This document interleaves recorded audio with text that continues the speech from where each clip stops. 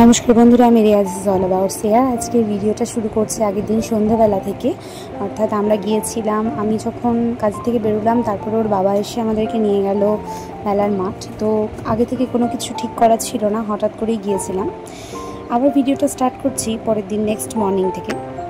তো পরের দিন এই যে নেক্সট মর্নিংয়ে আরির জন্য একটা হেলদি আর একটা খুবই ইজি ব্রেকফাস্ট আমি প্রিপেয়ার করছি, যেটা খেতেও ভীষণ টেস্টি হয়। তো আজকে যেটার উপরে মেন ভিডিওটা, সেটাই আজকে প্রথমেই তোমাদেরকে দেখাচ্ছি। তো এই যে এখানে আমি মুড়ি একটু হাতে হালকা ক্রাশ করে নিচ্ছি, মানে আমি ওকে মিক্সিং গ্রাইন্ডারে আর ক্রাশ করে দিই না। তো এটা হালকা হাতে করে, একটু খুব বেশি হয় না, হালকা হয়ে যায়।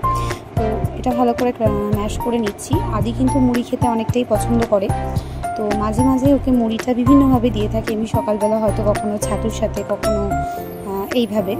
তো এই ব্রেকফাস্টটা কিন্তু আদি খেতেও খুব ভালো লাগে, আর আশা করছি আদি কেন, যে কোনো বাচ্চাই এই ব্রেকফাস্টটা পছন্দ করবে।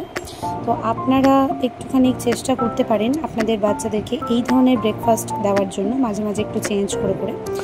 তো এই যে মুড়িটা আমি ভালো করে এইভাবে ক্রাশ করে নিলাম।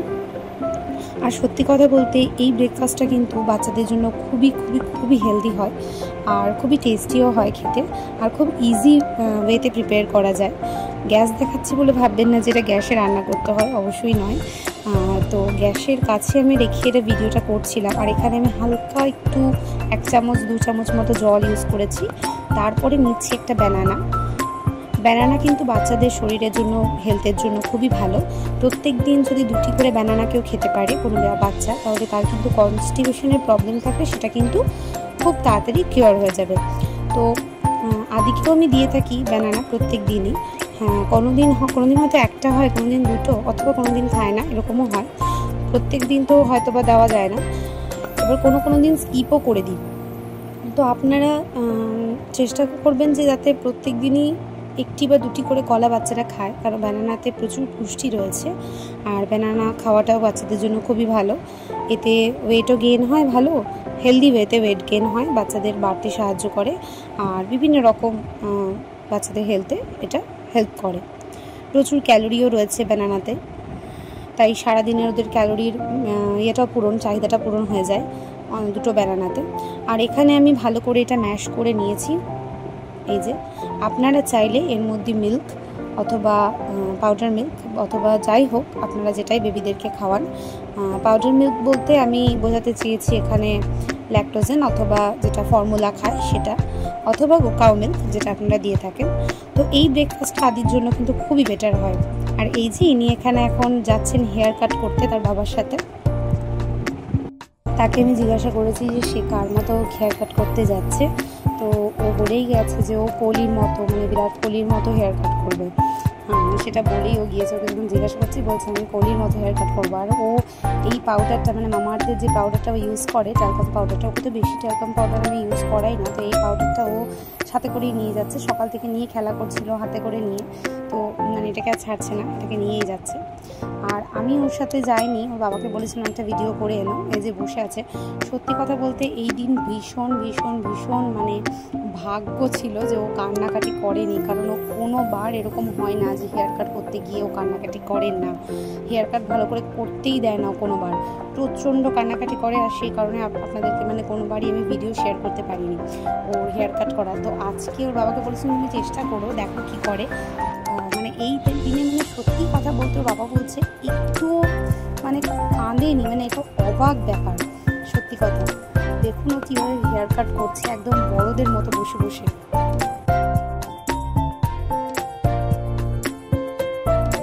এই যে সে হেয়ার কাট করছে, অনেকটা কিন্তু কাট করা হয়ে গেছে। আর ওর চোখ মুখটা শুধু দেখুন, মানে বড়দের মতো হাব ভাব করছে। আমি সত্যি ভাবতে পারিনি ওর বাবা এসে যখন বলছে ও একটুও কাঁদেনি, আমি জাস্ট বিশ্বাস করতে পারছি না। কারণ তো যা কান্নাকাটি করে, ইনফ্যাক্ট বেশিরভাগ বাচ্চারাই কান্নাকাটি করে। তো ও তো মানে প্রত্যেকবার ওর বাবা ওকে এইভাবে নিয়ে বসেছিল, আর সমানে ও কিন্তু হেয়ার কাট করে নিয়েছে। কোনো রকম কান্নাকাটি করেনি, কিচ্ছু মাথা নাড়ায়নি, কিচ্ছু করেনি।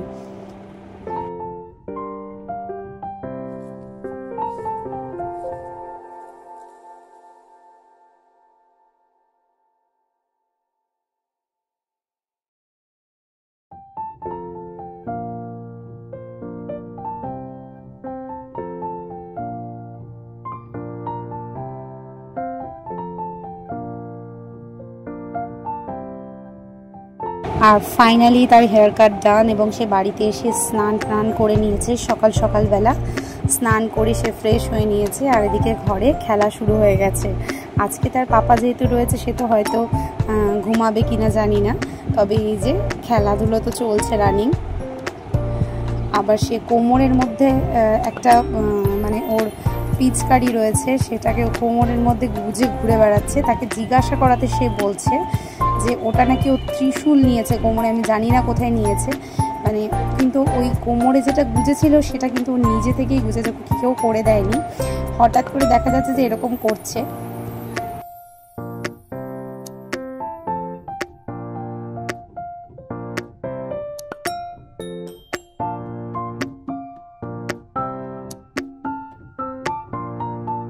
কি হয়েছো? এটা কি নিয়েছো কোমরে?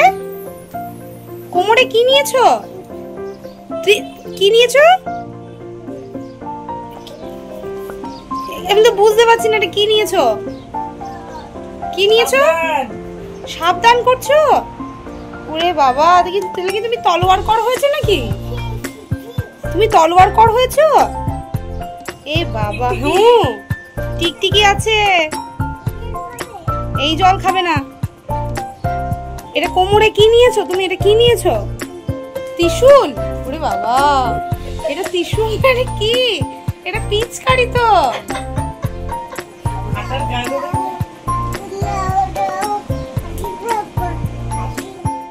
আর তারপরে সেদিন আবার বিকেলবেলা আমরা গিয়েছিলাম, মানে সন্ধ্যের দিকটায়, একটু সন্ধ্যে প্রায় 6টা এরকম সময় আমরা গিয়েছিলাম মেলার মাঠ। তো সেখানে ওই ছাগলগুলোর সাথে কথা বলছে, মানে এমন পরিস্থিতি ছাগলগুলোকে কিছুতেই ছাড়বে না। এখন প্রায় দিনই ওকে মেলার মাঠ নিয়ে যাওয়া হয়, কিন্তু সত্যি কথা প্রি প্ল্যান থাকে না। তো আজকের ভিডিওটা যাদের ভালো লেগেছে, শেষ পর্যন্ত দেখেছেন, তাদেরকে অনেক অনেক অনেক ধন্যবাদ। একটা লাইক অবশ্যই করবেন, কারণ আপনাদের মূল্যবান কমেন্ট এবং লাইক আমাকে নতুন ভিডিও বানাতে অনেক অনুপ্রেরণা দেয়। আর আপনাদের সুন্দর সুন্দর কমেন্টের জন্য অনেক থ্যাংক ইউ, ধন্যবাদ। পরের দিন ফিরছি নতুন ভিডিও নিয়ে।